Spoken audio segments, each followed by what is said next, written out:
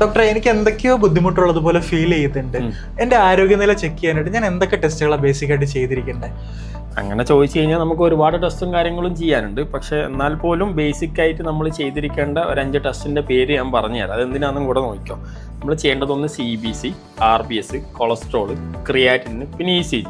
ഇതെന്തിനാണ് ചെയ്യുന്നതെന്ന് പറഞ്ഞു കഴിഞ്ഞാൽ CBC നമ്മൾ ചെയ്ത് കഴിഞ്ഞാൽ നമ്മുടെ ശരീരത്തിൽ ബ്ലഡിൻ്റെ അളവ് കുറവുണ്ടോയെന്നും അതുപോലെ തന്നെ എന്തെങ്കിലും ഇൻഫെക്ഷനോ കാര്യങ്ങളോ ഉണ്ടോ നമുക്ക് മനസ്സിലാക്കാൻ പറ്റും. ഈ RBS ചില ആളുകൾക്ക് ഷുഗർ ചെറുപ്പത്തിൽ തുടങ്ങുന്ന ഷുഗർ ഉണ്ട്, വലുതായി കഴിഞ്ഞാലും തുടങ്ങുന്ന ഷുഗർ ഉണ്ട്. അപ്പോൾ അതറിയാൻ വേണ്ടിയിട്ട് റാൻഡം ബ്ലഡ് ഷുഗർ ഭക്ഷണം കഴിച്ചോ കഴിക്കാതെ നമുക്കത് ചെയ്യാവുന്നതാണ്. ചെയ്ത് നോക്കിയിട്ട് അതിൻ്റെ വാല്യൂ ഒരു 200ൻ്റെ മുകളിലൊക്കെ വന്നു കഴിഞ്ഞാൽ നമുക്ക് ഏകദേശം ഷുഗർ വരാനുള്ള സാധ്യത ഉണ്ടെന്ന് നമുക്ക് മനസ്സിലാക്കാം. പിന്നെ ഉള്ളത് കൊളസ്ട്രോൾ ആണ്. ഈ കൊളസ്ട്രോൾ നമ്മൾ ചെക്ക് ചെയ്യേണ്ട പ്രധാന കാരണം എന്താണെന്ന് പറഞ്ഞു കഴിഞ്ഞാൽ നമുക്ക് ഈ സ്ട്രോക്ക്, ബ്ലോക്ക് പോലത്തെ വലിയ വലിയ അസുഖങ്ങൾ വരാനുള്ള ഒരു റിസ്ക് ഫാക്ടറും കൂടിയാണ് ഈ ഷുഗറും അതുപോലെ തന്നെ കൊളസ്ട്രോൾ എന്നും പറയുന്നത്. അപ്പം കൊളസ്ട്രോൾ തന്നെ നല്ല കൊളസ്ട്രോളും ചീത്ത കൊളസ്ട്രോളും ഉണ്ട്. ഈ ചീത്ത കൊളസ്ട്രോളാണ് നമ്മൾ മെയിനായിട്ട് നോക്കുന്നത്. അതൊരു നോർമലി ഒരാൾക്ക്, നിങ്ങളെപ്പോലെ ഒരാൾക്ക് വേറെ ബുദ്ധിമുട്ടൊന്നും ഇല്ലെങ്കിൽ ഒരു 140-ൻ്റെതായാലും അല്ലെങ്കിൽ ഒരു 100-ൻ്റെതായാലും നമ്മളെപ്പോഴും മെയിൻറ്റെയിൻ ചെയ്ത് വെക്കണം. പിന്നെ വരുന്നതാണ് ക്രിയാറ്റിൻ. ക്രിയാറ്റിൻ എന്ന് പറഞ്ഞാൽ ഇതേപോലെ തന്നെ ഈ ഷുഗർ ആയാലും പ്രഷർ ആയാലും കൊളസ്ട്രോൾ ഉള്ള ആളുകൾക്കൊക്കെ വരുന്ന ഒരു കോംപ്ലിക്കേഷനാണ് നെഫ്രോപ്പതി എന്ന് പറയുന്നത്.